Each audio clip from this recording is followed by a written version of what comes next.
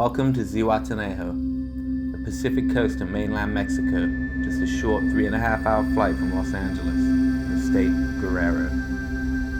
According to the US government, this is one of the most dangerous places on earth, ranking alongside Afghanistan, Syria, and Libya, with a level 4 do not travel advisory for all US citizens.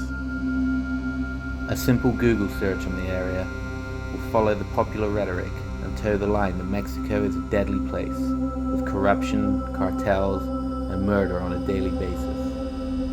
On the other side of the coin is my social media feed, populated with photographs of a beautiful coastline, fantastic waves, and a yearly surf competition that promotes the area like any other surf town around the world. So where does the truth lie? Should I listen to the US State Department? Was I bound to get kidnapped or murdered? Or would it be another surf trip with great waves, friendly people, and a rich cultural experience? Steph and I decided to find out. We booked a flight out of Tijuana, and we headed south.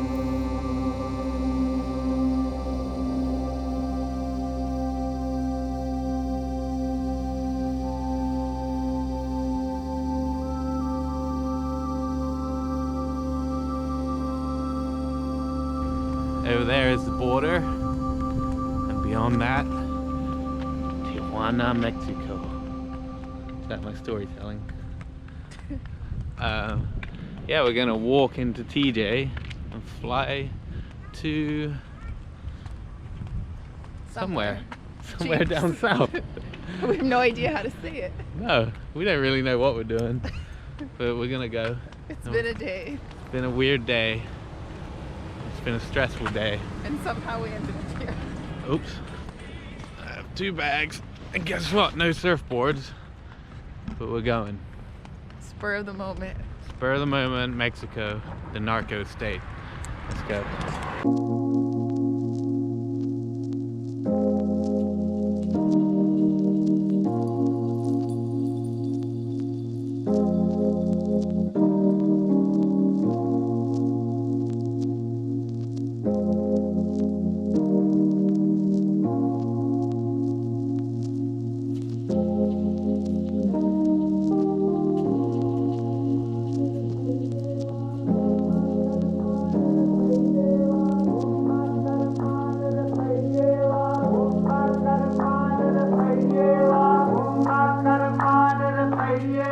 Alright, the flight wasn't delayed too much, so we are now in Mexico City with not quite enough time to go and explore, but a long time to sit here and do fuck all.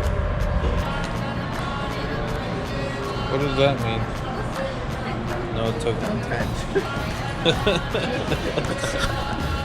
Another flight delay. We've now been in Mexico City for 19 days.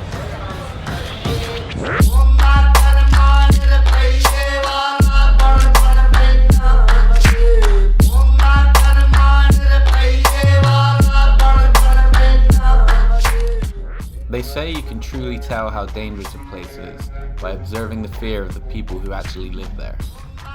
Our taxi driver wasn't scared. Within 10 or 15 minutes, he began talking about the cartels. He advised us the pueblo we were headed to was safe, due mainly to the fact that 5 well-respected families had owned most of the property there for generations.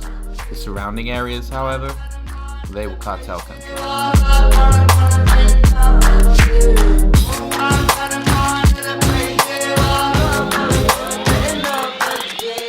Alright, so about 20 hours that took us in total from leaving my house to get into this house.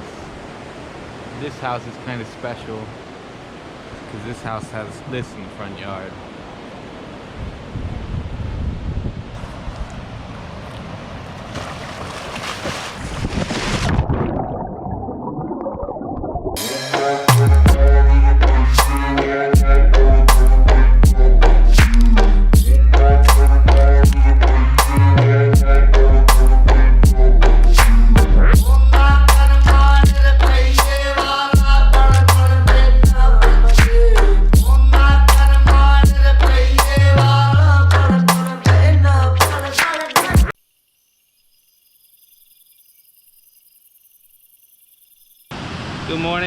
our first morning here, and it is very hot already, and the surf's looking pretty good.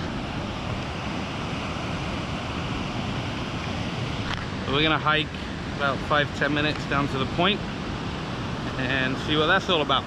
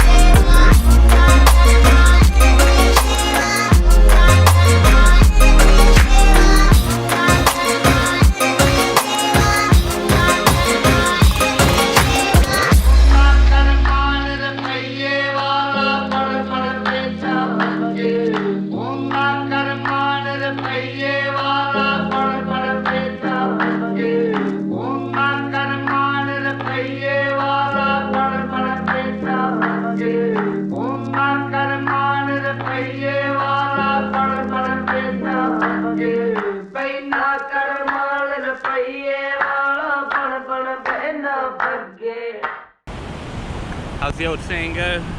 Only mad dogs and Englishmen go out in the midday sun. It is hot as balls out here. The only place to be in is in the water, but my shoulders are hurting from the session a minute ago.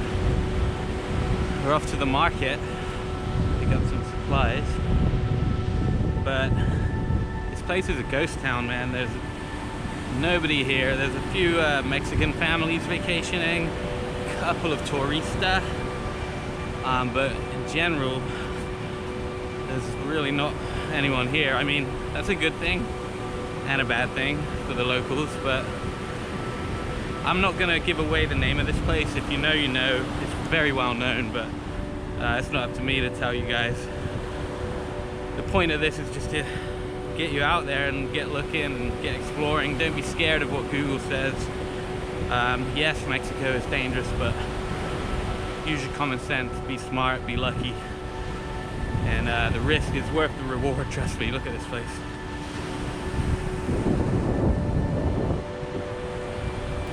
There's no cartel so far. No cartel in the water, no cartel on the beach. It's just really, really good people everywhere.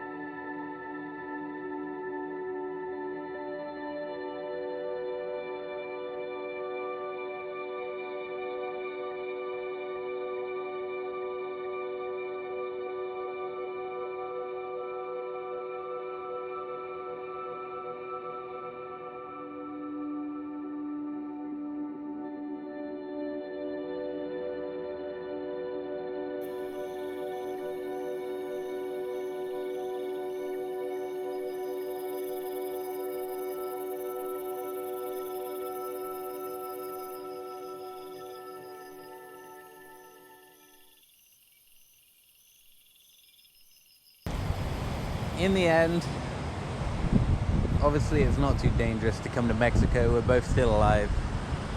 But it's kind of sad for the local people. We spent the whole day giving back the boards that we were lent by the local guys. We got taken to a market by a kind old lady just because Steph asked where she could get some new sandals. The lady was like, "Oh, come with me." We jump in a truck and off we go to the village. Gives us a full tour of the village. The people here are amazing. The culture is amazing. It's just unfortunate that corruption, corrupt politicians, and shady people and drugs have taken over. Not to get political and everything, but if you go a little bit beyond the Google searches, and yes, Mexico is dangerous, you have to be careful and you have to be smart, but take a risk. The risk is worth the reward, as I think I already mentioned. Certain areas you shouldn't go to, but places like this, do your research, get out here. You can end up having a whole freaking mansion to yourself because everybody's scared to go here. And you're supporting the local economy, you're supporting these great local families and local people. You know, Mexico, be smart, don't go out at night into weird places, use your common sense, but it's freaking amazing. We had to line up to ourselves the perfect left-hand peelers today. Yeah, I don't want to go home. It's freaking amazing here. Get out there, take a risk.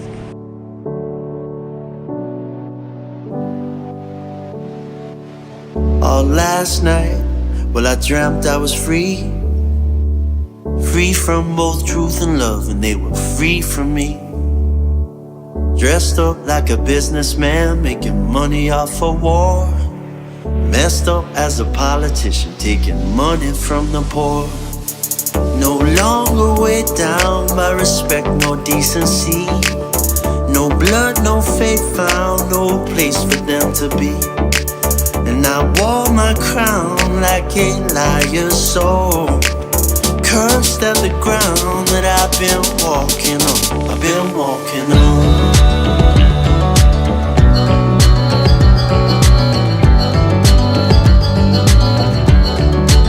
Saw these strange days.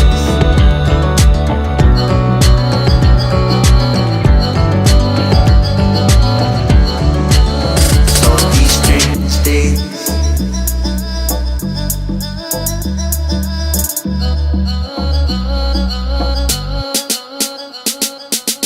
All last Well, I dreamt I was cold.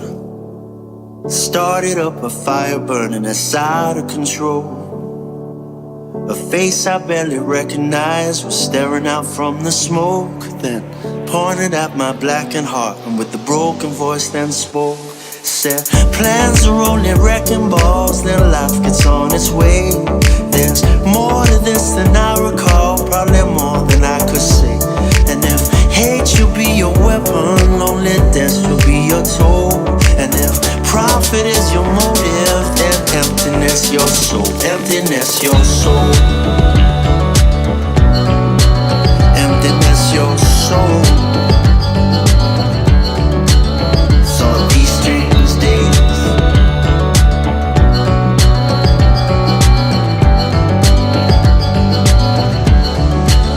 so these strange days.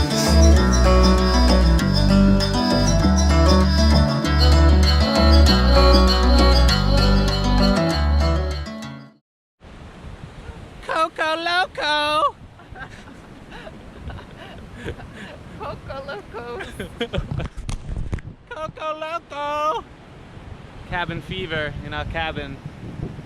Found it. I'll hold down the fort, sir. Too much paddling.